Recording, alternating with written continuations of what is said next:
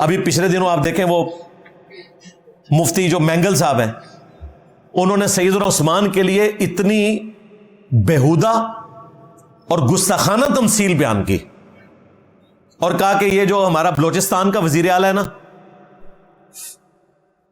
یہ بھی محصور ہوا ہے, بندہ ڈرتا ہے لوگوں سے حضرت عثمان کی طرح.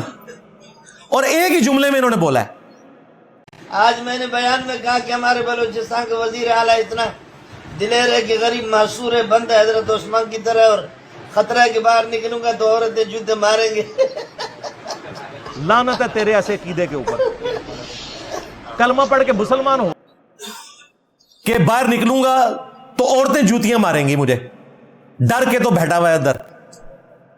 اور بیوقوفی دیکھیں, یہ وہ مولانا فضل الرحمان صاحب سے فون پہ واٹس ایپ پہ بات کر رہے ہیں, دوسری طرف سے فضل الرحمان صاحب کی بات آ رہی ہے, وہ بھی ہنس رہے ہیں اس کے اوپر. مولانا فضل الرحمان صاحب آپ بھی اس پہ شامل ہیں, آپ ہنسے ہوئے ہیں, صرف یہ مینگل صاحب نہیں ہیں, آپ بھی شامل ہیں. اور وہ بیوقوف جو شاگرد ہے وہ اس کی ویڈیو بنا کے اس نے چڑھا دی ہے. اگر وہ بند کمرے میں ہوا ہوتا کسی کو پتہ ہی نہیں چلنا تھا. اب چڑھ گئی تو کچھ لشکر جنگوی کے جو لوگ تھے یا سپاہی صحابہ کے, جو آج کل اہل سنت والجماعت کے نام سے ہے, وہ باہر نکلے. انہوں نے کہا کہ جی آپ اس پہ توبہ کریں. توبہ کیوں کریں جی؟ صحابہ کی گستاخی والا 10 سال کی قید والا اس کے اوپر لگاؤ نا, جرم کیا ہے نا, توبہ کیوں؟ کوئی اور کرے تو اس کی توبہ قبول نہیں ہے, اپنی باری ہے تو توبہ کرے. انہوں نے توبہ نہیں کی, انہوں نے آگے کہا کہ جڑا ہے نا جڑا آ کے میرا مناظرہ کر لوے.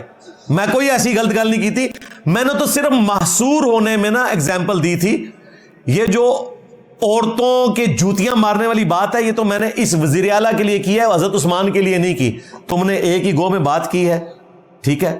اس غلیظ انداز کے اندر تم نے جو گفتگو کی, یہ گفتگو اگر کسی اور فرقے والے نے کی ہوتی یا میں نے کی ہوتی تو آج تم نے پورا ملک بند کیا ہوتا.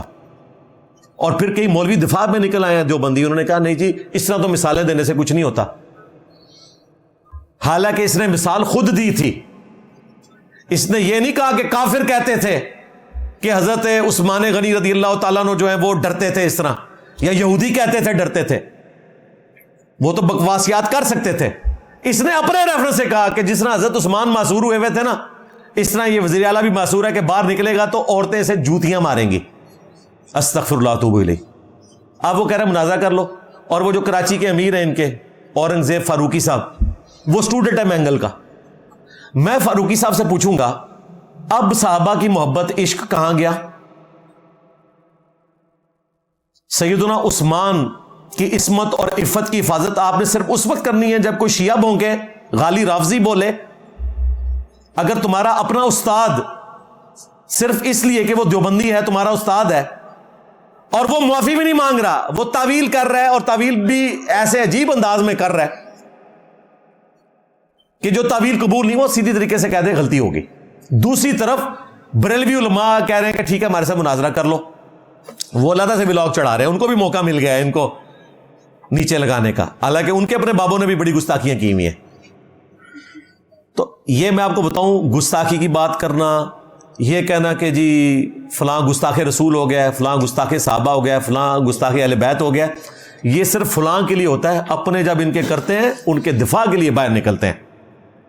مولانا فضل الرحمان صاحب کا کام نہیں تھا کہ باہر نکلتے ابھی ایک شٹ اپ کال دے دیتے نا مینگل کو, ادھر اس نے ختم ہو جانا تھا. ظاہر ہے کہ اس نے بھی تو بیعت کی ہوئی ہے نا ان کے ہاتھ کے اوپر.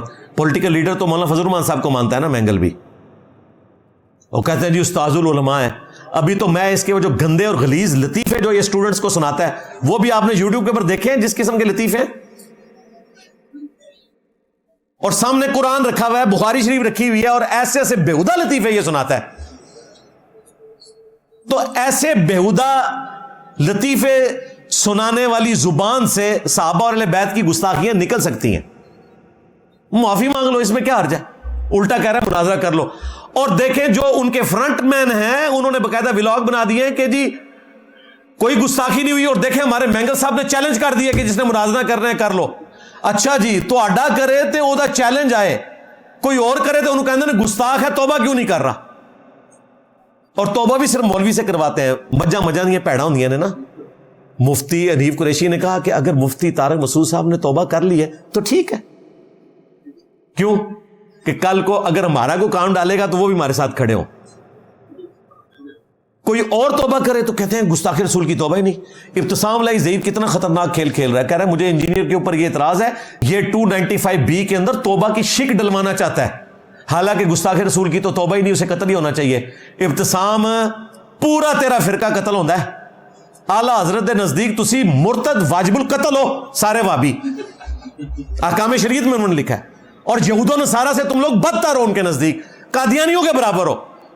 بلکہ اعلیٰ حضرت نے تو فتاوی رضویہ میں لکھا کہ شیعہ کو وہابیوں سے زیادہ گمراہ کہنا شیعہ پہ ظلم کرنا ہے، کیونکہ شیعہ تو صرف صحابہ کے گستاخ ہیں، وہابی تو اللہ اور اس کے رسول کے گستاخ ہیں، اس لیے وہابی جو ہیں یہ بڑے مجرم ہیں شیعہ سے. یہ اعلیٰ حضرت نے لکھا ہے.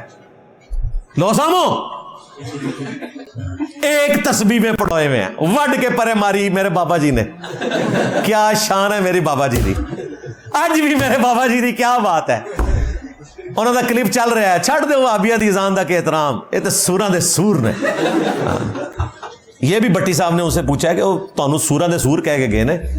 ابھی بٹی صاحب تو پنجابی جانتے ہیں نا، وہ اس کی تشریح بھی کریں سامنے بیٹھ کے، پھر مزہ آتا کہ جس طرح سور نجس ہے نا، اس طرح مخلوق میں سوروں میں بھی اگر کوئی سور ہے تو وہ وہابی ہے. اتنی گہری بات کی ہے بابا جی نے. اور جو ساتھ چھوٹا بابا بیٹھا تھا نا، اس نے اس سے بھی بڑی گالی نکال لی ہے. ہاں وہ چھپ گئی جب بابا جی نے، ظاہر ہے چیلے تو اس سے بھی آگے جاتے ہیں نا.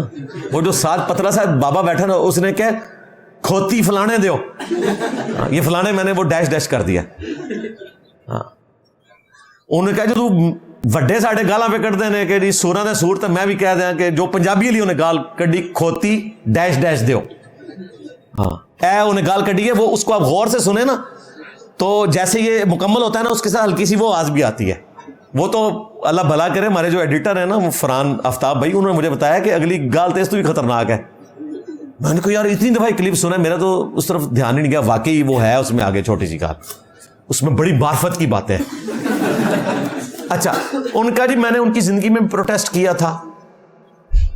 وہ بھٹی صاحب کہہ رہے تھے کہ یار وہ تمہیں سور کہیں اور انجینئر صاحب اہل حدیث کی تعریف کریں وہ مردود ہیں، اور یہ کہتے ہیں وہ انجینئر ہیبچول ہے.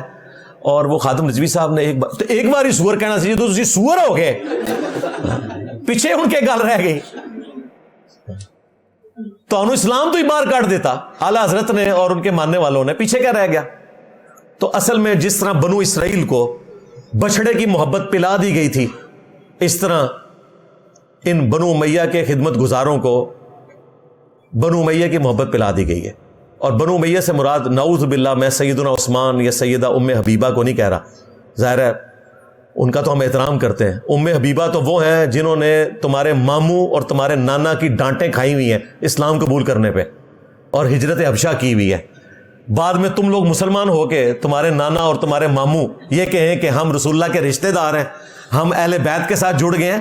اور جب ام حبیبہ ہماری ماں نے اسلام قبول کیا تھا، سابقون الاولون میں وہ آتی ہیں، اور انہوں نے اپنے ہسبینڈ کے ساتھ ہجرت حبشہ کی تھی.